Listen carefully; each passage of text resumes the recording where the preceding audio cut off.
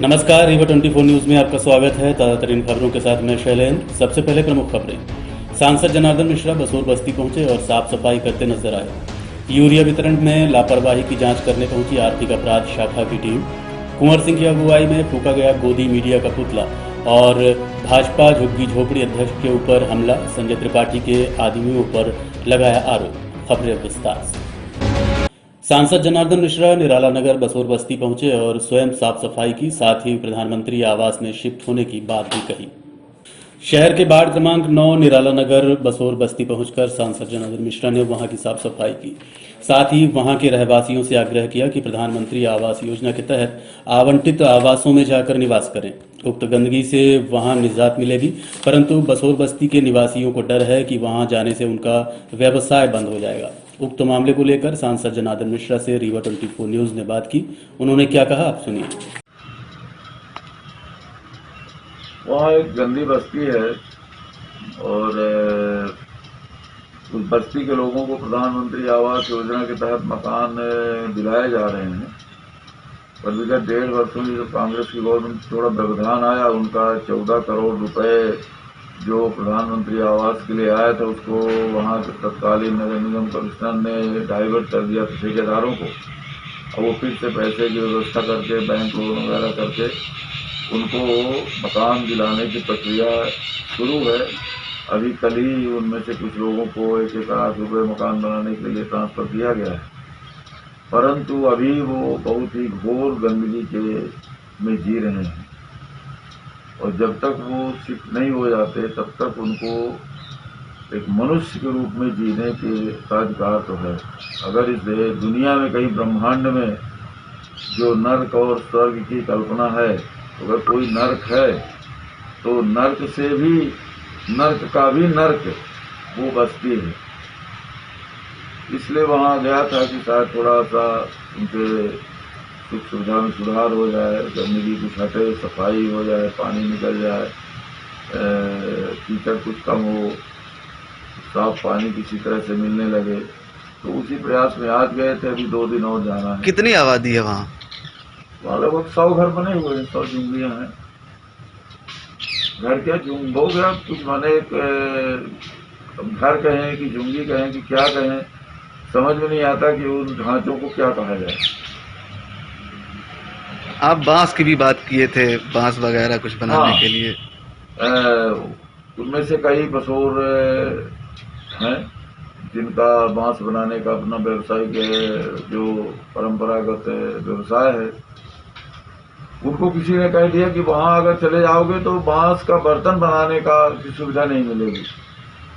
तो हमने कहा भाई, वो हम लोग तो प्रयास कर रहे हैं कि अच्छे यहाँ कोई बांस के शिल्पकार आ जाए, ट्रेनिंग दें और वो आप यहाँ भी यहाँ के बच्चे, मैंने तो पिछले वर्ष ये कहा भी था कि 3-4 बच्चे चलो तो वहाँ जहाँ इसका ट्रेनिंग होती है, अच्छे शिल्पकारों को तैयार किए जाते हैं, तो वहाँ चलो।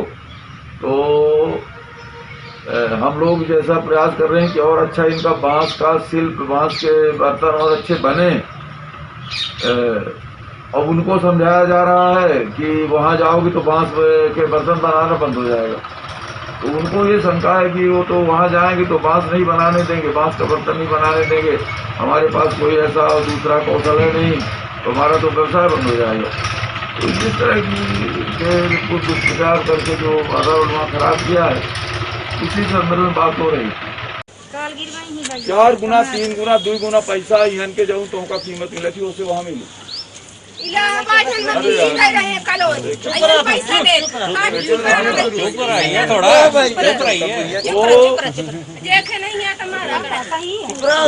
पैसा जमा। किसान कल्याण तथा कृषि विकास कार्यालय पहुंचकर आर्थिक अपराध शाखा की टीम ने दस्तावेज खंगालते हुए यूरिया डिस्ट्रीब्यूशन की जांच में जुटी हुई है। आर्थिक अपराध शाखा मुख्यालय भोपाल के आदेशानुसार आर्थिक अपराध शाखा की 4 सदस्यीय टीम द्वारा कृषि विकास कार्यालय पहुंचकर यूरिया वितरण मामले में जांच शुरू की गई। जो भी तथ्य सामने आएंगे उसके अनुसार आगे की कार्यवाही की जाएगी। इस संबंध में रीवा 24 न्यूज ने जांच टीम में शामिल आशीष मिश्रा से बात की।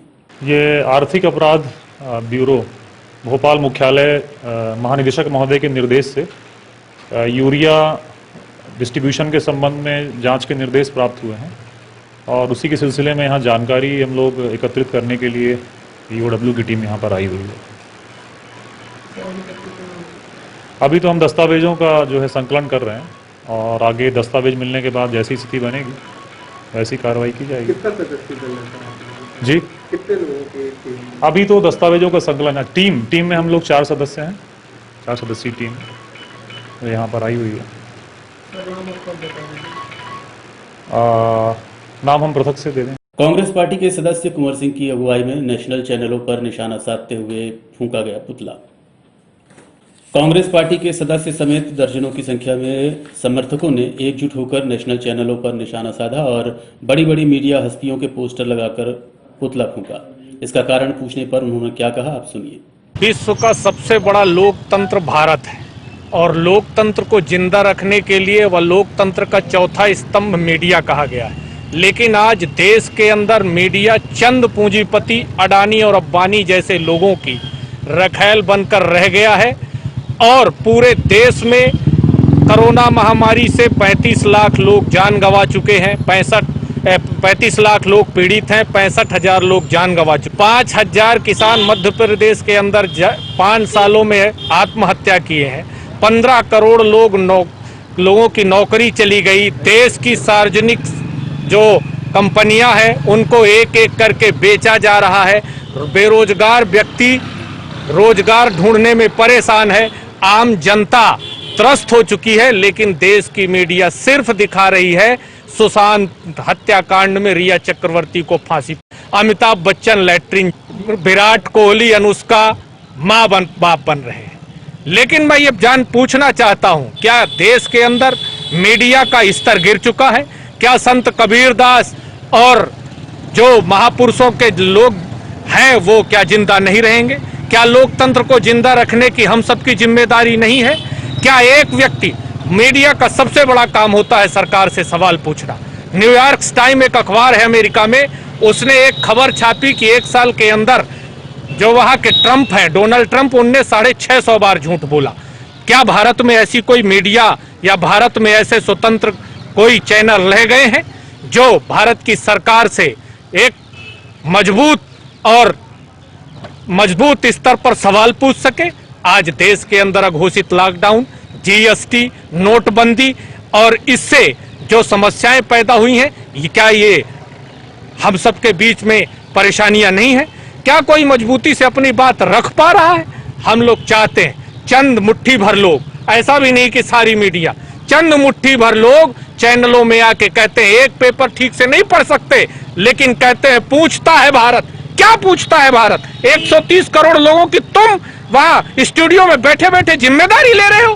क्या पूछता है भारत? भारत की जनता लोकतंत्र हृदय है, भारत का दिल लोकतंत्र है। लेकिन जिस तरह से लोकतंत्र को एक एक करके उसको सुसाइड करा रहे हो, उसकी हत्या कर रहे हो, हम लोग इसके विरोध में आए हैं। और हम कहना चाहते हैं कि आज भी लोकतंत्र को जिंदा रखने में चौथे स्तंभ की आवश्यकता है।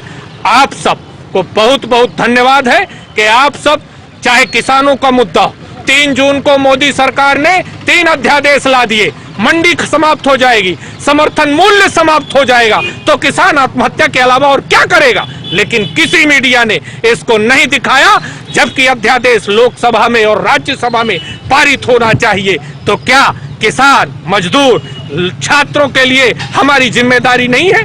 क्या हम सिर्फ चंद लोगों के लिए दिखाने के लिए मीडिया चलाते हैं? क्या TRP बढ़ाने के लिए जो राजस्व है उसके लिए चंद मुट्ठी भर लोगों के इशारे पर काम करना पड़ेगा? मैं आप सबसे विनम्र निवेदन करना चाहता हूं कि TRP बढ़ाइए, लेकिन गरीब का भी ध्यान दीजिए, किसान का भी ध्यान दीजिए, मजदूर का भी ध्यान दीजिए।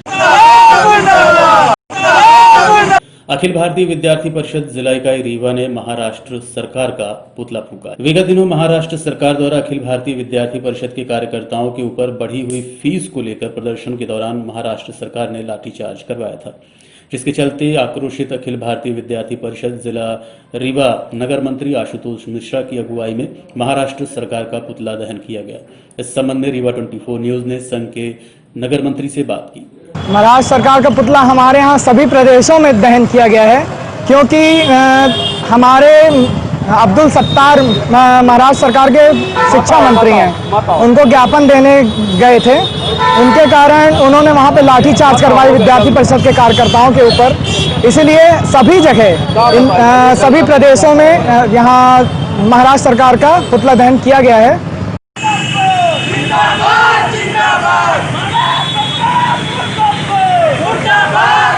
हिंदू क्षत्रिय संगठन जिला इकाई रीवा ने अराजक स्थितियों में सुधार लाने की मांग करते हुए पुलिस अधीक्षक कार्यालय पहुंचकर ज्ञापन सौंपा। रीवा शहर में फैली अराजक स्थितियों पर ध्यानाकर्षण कराने रीवा एसपी को 4 सूत्री मांगों को लेकर ज्ञापन सौंपा गया है। क्या है ज्ञापन के 4 बिंदु, आप खुद सुनिए ज्ञापनकर्ता की जुबानी। जी, हमारी 2-3 मांगे हैं। जैसा कि इस समय हम रीवा शहर में देख रहे हैं कि मतलब ट्रैफिक को लेकर के काम तो किया जा रहा है, लेकिन जिस प्रकार की एक सतर्कता और मतलब और अच्छी सी चीजें होनी चाहिए वो चीजें नहीं दिख पा रही। कहने का मतलब है कि जैसे कि हम सिरमौर चौराहे में देख रहे हैं, ठेले पे काम हो रहा है, ऑटो पे काम हो रहा है, लेकिन मैं पूछना चाहता हूं कि उसी जगह जो वीआईपी कल्चर के लोग आते हैं, अपनी 4 व्हीलर पार्क करते हैं, उस स्थिति पे काम क्यों नहीं हो रहा है। दूसरी चीज मैं बताना चाहता हूं कि सिरमौर चौराहे में, कॉलेज चौराहे में कई लोग तो ट्रैफिक नियम का पालन कर रहे हैं, फॉलो कर रहे हैं, लेकिन उसी जगह हमारे प्रशासन के लोग वहीं खड़े होते हैं और उन्हीं के नाक के नीचे से जब लोग निकल रहे हैं तो फिर उनके यहाँ उपस्थित या अनुपस्थित होने का क्या मतलब वहां निकलता है। और लास्ट में ये बात रखना चाहूंगा कि जो भी कॉलेज लेवल काउंसलिंग का काम आने वाला है, अभी मतलब कॉलेज लेवल काउंसलिंग राउंड पे आने वाला है, इस पे मैं ये कहना चाहता हूँ कि इसमें क्या होता है कि कई बार कई नेता और मतलब दूसरे प्रकार के लोग कॉलेज में जाते हैं एडमिशन के लिए, जो कि जबरदस्ती करते हैं और वहाँ का व्यवस्था खराब करते हैं। ऐसे लोगों से प्रशासन जो है सतर्क हो और सीएलसी राउंड के दिन सभी रीवा के महाविद्यालय में आकर अपना सहयोग दे। धन्यवाद। मैं मानवेंद्र सिंह गहरवार, हिंदू क्षत्रिय वाहिनी छात्र इकाई अध्यक्ष रीवा नगर। सुरक्षा कंपनी ने टीआरएस कॉलेज प्रबंधन पर नियम कायदों का उल्लंघन कर निविदा निकालने का आरोप लगाते हुए जिला अध्यक्ष को ज्ञापन सौंपा है। सुरक्षा कंपनी के पदाधिकारी कलेक्टर कार्यालय पहुंचकर ज्ञापन सौंपते हुए अवगत कराया कि टीआरएस कॉलेज प्रबंधन द्वारा नियम विरुद्ध तरीके से निविदा निकालते हुए सुरक्षा एजेंसियों को कॉन्ट्रैक्ट दे रहा है, जो कि निविदा के नियम से विपरीत है। उक्त जानकारी अनिल कुमार तिवारी द्वारा रीवा 24 न्यूज को दी गई। उन्होंने क्या आरोप लगाया, आप सुनिए। आज आपने क्या ज्ञापन दिया? हमने ज्ञापन दिया है टीआरएस कॉलेज महाविद्यालय में सुरक्षा गार्ड के लिए निविदा निकाली गई थी, जिसमें वित्तीय निविदा जब खोली गई तो उसमें जो कॉलेज की तरफ से नियम कायदे बनाए गए थे उसका उल्लंघन किया जा रहा है। वो किसी भी श्रम कानून को मानने के लिए तैयार नहीं है। उनका सीधा कहना जो सबसे कम रेट देगा हम उसको देंगे, तो रेट तो देने के लिए कोई 5,000 भी दे देगा, और अगर वो कुशल श्रमिक दर नहीं वो उसमें लिखते अपनी नियम शर्तों में, तो हम भी जो है कम रेट दे देते। निविदा निकालने का तात्पर्य नहीं हुआ। इससे अच्छा तो किसी भी व्यक्तिगत जो है एजेंसी को बुला के और दे देते कि हम तो इतना देंगे, आप काम दीजिए। ये हमारा ज्ञापन महोदय के पास, हमने कलेक्टर महोदय के पास संज्ञान में दिया, जिसका उन्होंने संज्ञान में लेते हुए और आदेशित किया है कि जो आपने निविदा शर्त लिखी उसी के ऊपर आप इसमें एग्रीमेंट कराएं। भले सामने वाला कम रेट दे रहा, लेकिन आपको ये निश्चित करना है कि जब भी वो पेमेंट करेगा तो अनुबंध के मुताबिक लिखा रहे। क्या शुभ नाम आपका? अनिल कुमार तिवारी। भाजपा झुग्गी झोपड़ी अध्यक्ष के ऊपर हुआ हमला, संजय त्रिपाठी के आदमियों पर हमला करने का आरोप लगाया गया है। रीवा भाजपा झुग्गी झोपड़ी प्रकोष्ठ जिला अध्यक्ष के ऊपर मोटरसाइकिल सवार युवकों द्वारा हमला कर घायल कर दिया गया, जिसको लेकर पीड़ित ने संजय त्रिपाठी के आदमियों पर मारपीट करने का आरोप लगाया है। क्या कहा उन्होंने, आप सुनिए। दुकान बंद करके घर की ओर जा रहा था, मानस बन के ये कचड़ा की तरफ से। इतने में जहाँ पे कचड़ा घर बना हुआ है वहीं पे मोटरसाइकिल से 3 आदमी एकाएक हमको मारने लगे और बोले कि संजय त्रिपाठी दादा भाई से पंगा लोगे तो यही हाल होगा। क्योंकि 24 तारीख को मेरे द्वारा पुलिस अधीक्षक कार्यालय में एडिशनल एसपी को एक आवेदन दिया गया था कि पूर्व में मुझे धमकी दी गई थी संजय त्रिपाठी के गुर्गों द्वारा, उसी का ये वो लेकर के।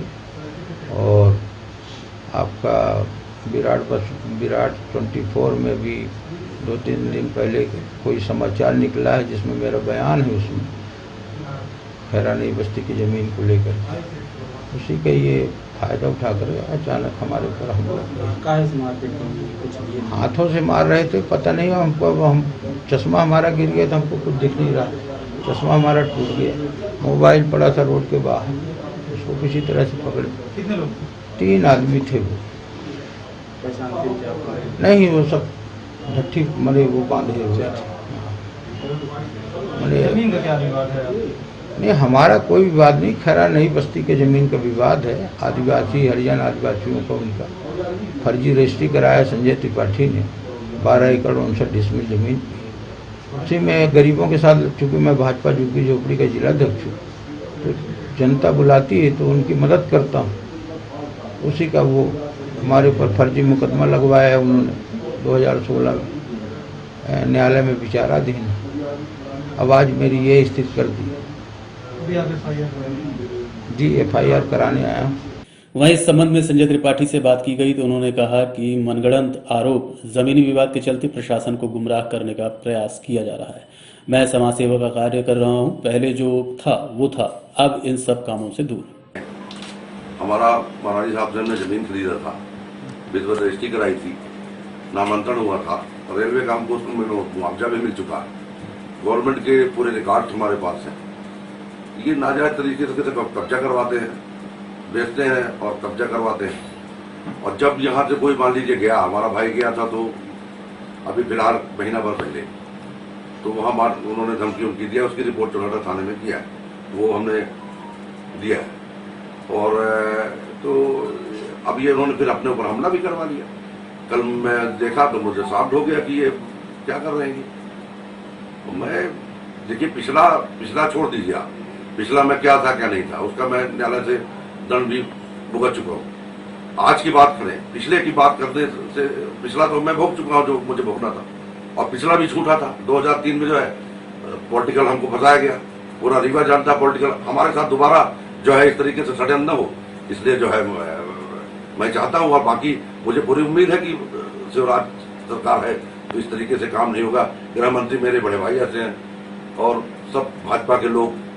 तो ये प्रकरण तो मैं माननीय मंत्री जी को भी बता चुका कि आप अब डिसाइड करो, मैं पूरी जमीन जो ये कहते हैं, रघुवंशी साहब कहते हैं वो अकरचुनी जी की ये नंबर, मैं पूरी जमीन देने को तैयार। मुझे कोई कलेक्टर साहब बता दे, मैं पूरी जमीन देने को तैयार। मैं पहले भी बोल चुका हूँ, लेकिन ये झगड़ा जमीन का हरिजन आदिवासी का नहीं है, ये इनका है, व्यक्तिगत है। ये राम वृक्ष यादव है रीवा का, इस मसूरा के राम वृक्ष यादव थे, और मेरे को क्या बता, मेरा तो पूरा रिकॉर्ड साफ है, मैं क्या था क्या नहीं हूँ। तो वर्तमान समय में मेरे पास समय नहीं है। मैं स्कूल पिताजी के नाम से खोला हूँ, पिताजी के जो है निधन के बाद मैं परेशानी रह गया, तो मैं तो सामाजिक काम करता हूँ। और बाकी पिछला क्या करता था, इस बात पे जो है ये जो नए अफसर आते हैं, जो नए IPS आए, नए आए, इन्होंने फिर एक आवेदन दिया, साहब ये बंदूक वाले और ये, तो ये उनका दिमाग खराब करता है और मेरे खिलाफ जो है झूठी कार्रवाई चाहता है।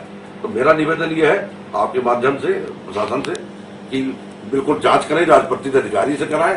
जहां भी मैं दोषी हूं तो मुझे बख्शने की कोई आवश्यकता नहीं, मैं इसका कोई सिफारिश नहीं चाहता। अगर मैं दोषी हूं तो मेरे खिलाफ बिल्कुल कार्रवाई करें, लेकिन झूठी कार्रवाई न करें, क्योंकि झूठी कार्रवाई में एक बार मैं प्रताड़ित हो चुका। तो मेरा निवेदन है प्रशासन से कि सच करे और सच्चाई जो आ जाए वो करे। इस मैटर में जो ये पहले आवेदन और तमाम चीजें दे रहे थे, तो इसकी पहले एक बार जांच हो चुकी थी क्या?